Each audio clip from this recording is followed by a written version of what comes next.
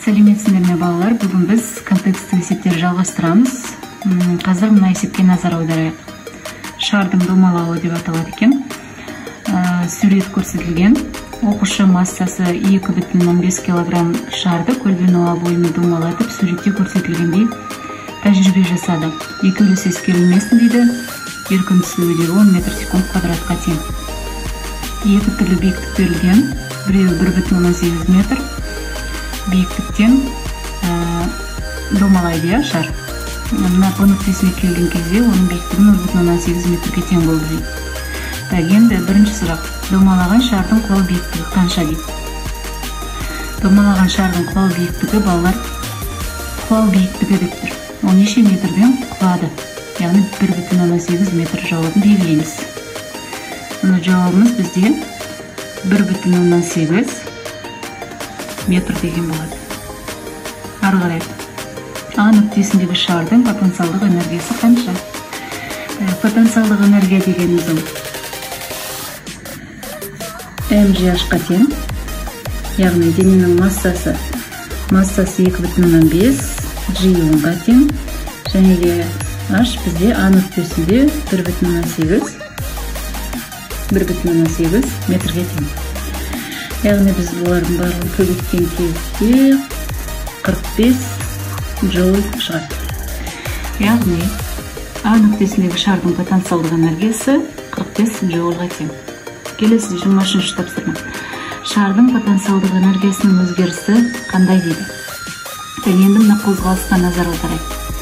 Қандай да бір нүктеден, яғни биіктіктен шар төмен қарай құлайды. Мына көлбеу жазықтық мына жаққа дейін келіп тұр, бірақ бізге бұл нүктесіне келгенде бұл нүктесінде биіктікті көрсетіп қойған. Біз бұған назар аудармаймыз, шар жерге құлайды. Жерге құлаған кезде оның биіктігі 0-ге тең болады. Потенциалдық энергияның өзгерісі дегеніміз дельта ЕП. Дельта ЕП тең болады. ЕП1 азайту ЕП2 тең болады. Яғни mgh1 азайту mgh2 ғой. H2-міз бізде 0-ге тең болғандықтан, мына жер барлығы 0 болып кетеді. Сонда бізде жаңағы 45 джоуль шығады. Потенциалдық энергияның өзгерісі балар 45 джоульға тең. Келесі 24. Шардың бұл нүктесінде кинетикалық энергиясы неге тең дейді. Потенциалдық сұрап тұрған жоқ. Бұл нүктесінде кинетикалық энергиясын анықтаңыз дейді. Енді біз энергиялардың бір түрден екінші түрге ауысуын ескеретін болсақ, кинетикалық энергияны біз потенциалдық энергиялар арқылы өрнектейтін болсақ, ЕП1 азайту ЕП2 деп аламыз. mgh1, mgh2. 1-2 деп отырғанымыз яғни А нүктесіндегі биіктік және Б нүктесіндегі биіктіктерді аламыз. Сонда бізде мына энергиямызды есептеп қойдық жаңа 1,8 метр биіктікпен. Бұл бізде 45 джоульға тең болды. Енді екіншісін есептейік. Жазбай қояйық.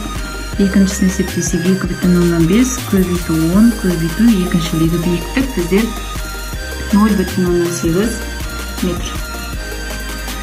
Сонда 45 мына жерден 10 қысқарды 2,5 8-ге көбейтеміз, ол бізде 20-ға тең.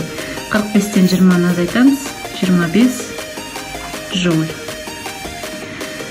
Кинетикалық энергиямыз балар 25 джоульға тең болды. Түсінікті деп ойлаймын, балар? Кинетикалық энергиямыз 25 джоульға тең болды. Келесі. Б нүктесіндегі шардың импульсы қанша дейді. Б нүктесіндегі шардың импульсы.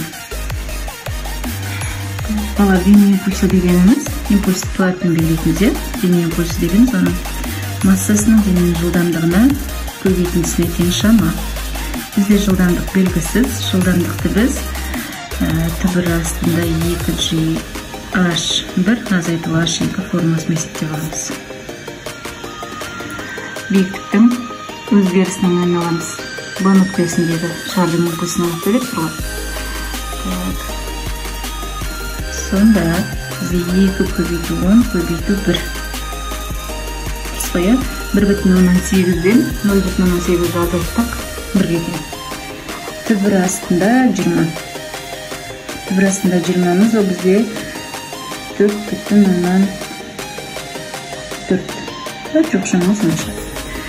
Арғыры импульсті септик 4,4 көбейту 2,5 масса. Жылдамдықты массаға көбейтеміз. Теңдігі 11,2 килограмм көбейту метр секунд жауап шықты. Яғни B нүктесін шардың импульсі 11,2 килограмм көбейту метр секунд.